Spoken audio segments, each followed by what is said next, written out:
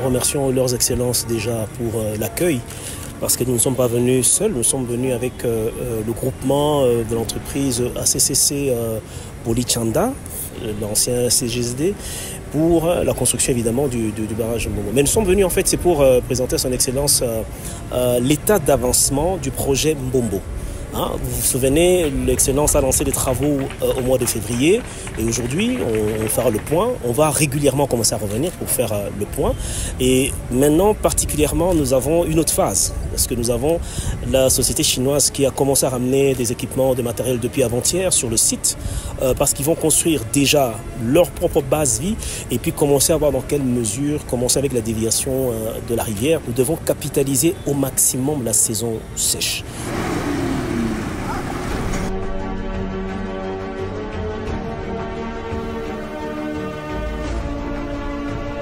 Aujourd'hui, nous avons lancé les travaux de la base vie permanente. Nous sommes sur 12 hectares et demi et ces travaux continuent. Donc il fallait d'abord un travail préparatoire qui permettra à faire des études géotechniques pour voir exactement où est-ce que nous allons implanter notre base vie. Donc c'est déjà ces travaux qui ont précédé les autres travaux qui vont venir déjà la semaine prochaine, qui sont les travaux de terrassement et les travaux d'implantation même de la base vie. Déjà là, nous commençons la palissade, étant donné que c'est une grande construction.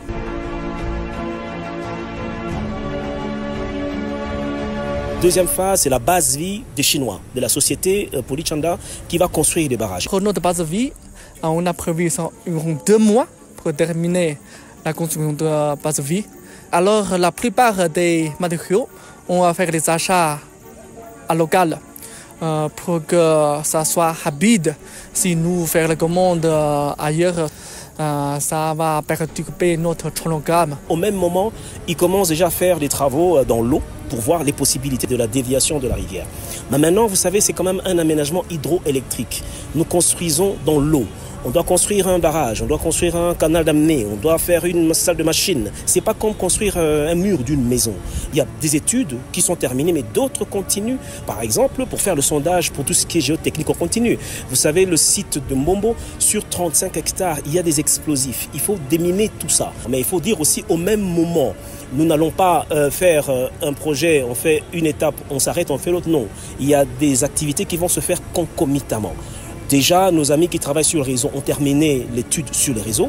Et bientôt, vous allez voir les gens tirer déjà des lignes pour voir comment préparer déjà les réseaux en attente d'aménagement hydroélectrique. Pendant qu'on s'est posé beaucoup de questions pour dire au moment qu'on va terminer avec la base vie de l'autre côté, ça peut prendre même 6 mois, même 7 mois, même 10 mois. Mais quand nous avons entendu que les Chinois sont venus pour faire déjà le campement rapidement et commencer déjà les travaux proprement dit, et ça nous a fait la joie. Pour la construction de la centrale Bonbon, ça prend un peu de temps. Selon notre expérience de la centrale de depuis petit, ça prend environ 2 ans pour terminer tous les travaux. Mais quand même, pour le premier groupe, on peut démarrer environ à 18 mois ou à 19e mois. Ce qui est important à signaler, c'est que nous avons un chronogramme. Un planning, on avait dit à tout le monde que les travaux se terminent dans 2 ans. Nous sommes dans le chronogramme. Donc au stade où nous en sommes, nous sommes dans notre planning. Il n'y a aucune inquiétude. Dans 2 ans, nous allons livrer l'ouvrage. La première chose que je vais demander à la population, nous devons doubler notre vigilance. Nous devons doubler notre contrôle et suivi de ces projets phares de notre province et aussi être très prudent pour ne pas céder aux ennemis de ces projets. Et on invite l'opinion, la population à aller régulièrement. On les encourage même à aller poser des questions aux gens qui sont là. C'est très important de s'approprier de ce projet. Et puis nous insistons aussi sur le fait que nous avons nos bureaux ici en Serre. La population peut aller à tout moment. Le coordonnateur de poule qui est à côté de moi, il est dans un service public. Il reçoit tout le monde qui demande.